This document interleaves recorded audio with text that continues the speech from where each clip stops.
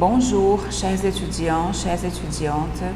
Dans notre vidéo 3, on va parler des pronoms en et i et la double pronominalisation. Avant de commencer avec le sujet du livre, je vous propose un petit rappel sur l'usage, c'est-à-dire la fonction des pronoms en et i. Le pronom en, il remplace une expression introduite par deux. Dans ce cas, il peut être complément d'un verbe, comme dans la phrase « Marie a 2 examens. Demain, elle en parle tout le temps », c'est-à-dire Marie parle tout le temps de ses examens. Un autre exemple, tu connais Bordeaux, j'en viens maintenant. Je viens de Bordeaux. Le en remplace de Bordeaux. Le en aussi peut être un complément d'un nom. J'aime beaucoup cette ville et j'en connais tous les vieux quartiers. Alors, je connais tous les vieux quartiers de cette ville.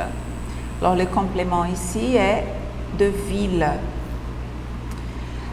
Et en peut être aussi un complément d'un adjectif. Luce est jolie et elle en est consciente. Elle est consciente de quoi? Qu'elle est jolie. Jolie est un adjectif. Le pronom i remplace une expression introduite par a. Il peut être un complément d'objet indirect d'un verbe. Ce message vient d'arriver, je dois y répondre. Répondre à ce message. Le i remplace à ce message. Et i peut être aussi un complément des lieux. Et quand il est complément des lieux, il peut être introduit par diverses prépositions, pas seulement le a. Par exemple, ma maison est grande, j'y vis confortablement. Je vis confortablement dans ma maison. Alors le i ici remplace dans ma maison. La préposition est dans. Voyons maintenant les exemples du livre. La question 1. Observez les phrases suivantes. Relevez les pronoms compléments utilisés. Ici, comme toujours, je vous conseille d'arrêter la vidéo et pensez un petit peu avant de venir voir les réponses. Okay? Pensez, marquez les pronoms compléments. Essayez d'imaginer à quel élément dans la phrase le pronom revient, d'accord? Et après, revenez ici pour voir les réponses. Lettre A. Chaque fois, je rendais 2 livres, elle me donnait 2 autres.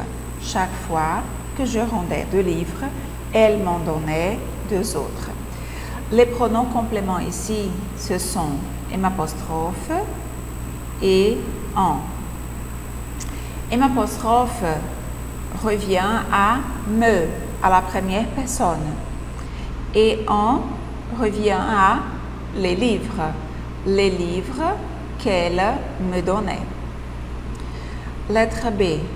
On y trouve, entre autres, une végétation luxuriante et de l'eau immaculée. Ici, le pronom complément est i. On y retrouve, entre autres, on retrouve une végétation luxuriante dans un lieu. Alors, le i ici remplace le lieu où on retrouve la végétation luxuriante. Lettre C. Il ne lui en fait pas plus pour commencer. Les pronoms ici sont lui et en. Alors, il ne lui en faut pas plus pour commencer. Il ne faut pas quelque chose en à quelqu'un pour commencer cette chose. Okay? La lettre D. Sur cette île, j'en ai déjà vu beaucoup. Le pronom ici, c'est en. J'ai déjà vu beaucoup de choses, beaucoup de, je ne sais pas, quelque chose. Alors le en remplace la chose que j'ai vue. Ici c'est en parce que je parle ici d'une quantité, beaucoup de, la préposition de, mais on parle de quantité. Lettre E. Et surtout, on m'en a tellement parlé. Ici, il y a deux pronoms, m, me et en. M apostrophe remplace moi, la première personne. Quelqu'un a parlé à moi de quelque chose. Le en remplace la chose parlée. Et la lettre F, j'avoue que je m'y suis pas trop intéressée. J'avoue que je ne m'y suis pas trop intéressée. Alors ici, il y a aussi deux pronoms, M apostrophe et I. M apostrophe remplace la personne qui parle, me, et le I remplace la chose à quoi elle ne s'est pas intéressée. Je ne me suis pas intéressée à quelque chose. Le I, là, remplace à quelque chose. Et le fonctionnement. Les pronoms en et i et la double pronominalisation. Complétez les affirmations suivantes. Attention, certaines phrases correspondent à deux affirmations. Le pronom i remplace un complément de verbe ou lieu introduit avec la préposition à. Nous avons déjà vu le pronom i remplace quelque chose qui est introduit par la préposition à. Les exemples sont la phrase B et aussi la phrase F. Ensuite, nous avons le pronom en remplace un complément de verbe qui exprime une quantité. Exemple, phrase A, phrase C et phrase D. Et ensuite, le pronom en remplace un complément de verbe ou un lieu introduit avec la préposition de. Ici, c'est la phrase E. Dans une suite de deux pronoms, I se met à la deuxième place. Exemple, phrase F. Et dans une suite de deux pronoms, en se met aussi à la deuxième place. Exemple, phrase A et phrase C. Alors, I et en, quand ils sont combinés, quand ils sont dans une même phrase avec un autre pronom complément, il se place, il se met toujours à la deuxième position, toujours en deuxième place. Rappel. À la forme positive de l'impératif, en et i sont placés après le verbe. On ajoute un trait d'union et un S pour les verbes du premier groupe et aller qui ne l'ont pas à la deuxième personne du singulier. Normalement, dans tous les autres cas qui ne sont pas l'impératif affirmatif, les pronoms se placent avant le verbe. L'impératif affirmatif, c'est le seul cas où le pronom ou les deux pronoms se placent après le verbe. Exemple, parle, parle-en. Ici, on ajoute un S. Va, vas-y. On ajoute un S aussi. Okay? La forme normale, la forme sans un pronom, on dit parle tout simplement. Parce que c'est le verbe parler, alors il n'y a pas de S. Va, c'est le verbe aller, pas de S. S'il y a le pronom, on ajoute le S encore une fois pour faire la liaison ici. Regardez, parle-en, vas-y. Le S est prononcé comme Z en raison de la voyelle, en raison du son de voyelle que vous avez ensuite. On n'ajoute jamais de S quand on utilise deux pronoms compléments à l'impératif.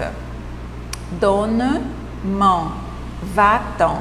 Même si le verbe donner est un verbe qui se termine par ER et aller aussi se termine par ER, comme vous avez deux pronoms ici, le S est toujours supprimé. Et là, vous avez aussi la présence du trait d'union dans les deux cas.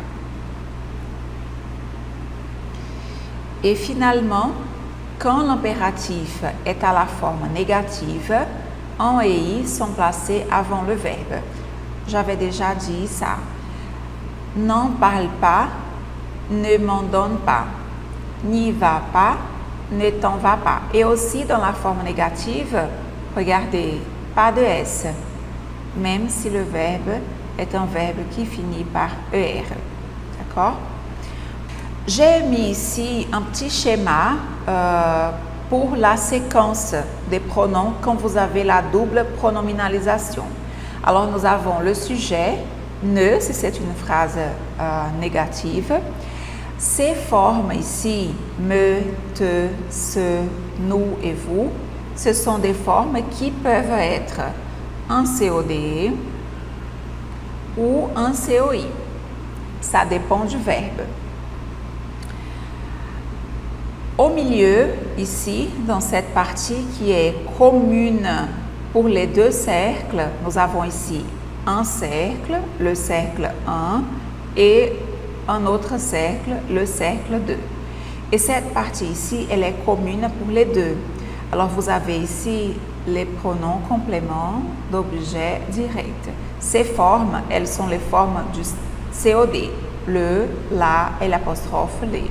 Le COD de la troisième personne du singulier ou du pluriel.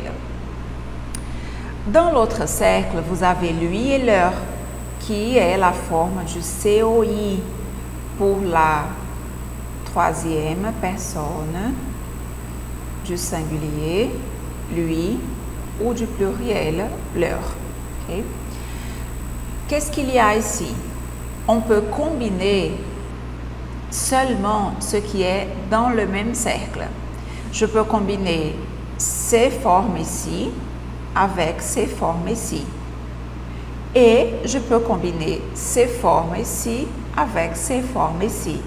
Je ne peux pas combiner ces formes du premier cercle avec ces formes du second cercle. C'est impossible. D'accord? Et ensuite, vous avez i et en qui sont hors du cercle, mais qui peuvent être combinés avec les formes du cercle. I et en, verbe, plus pas si c'est la forme négative. Une autre remarque importante, c'est l'utilisation de i et en dans la même phrase. I et en se trouvent rarement dans la même combinaison, dans une même phrase. Mais dans ce cas, i précède en. Quand il y a une phrase avec i et en, le i vient avant le en. Par exemple, il y a beaucoup d'exceptions dans la grammaire française. Oui, il y en a beaucoup. Il y a beaucoup d'exceptions. Le en remplace exception et le i remplace dans la langue française, dans la grammaire française. Alors, ça, c'est un des seuls cas où on peut trouver le i et le en dans la même phrase. Voilà, c'est terminé notre vidéo. J'espère que ça vous a bien aidé. À la prochaine. Au revoir.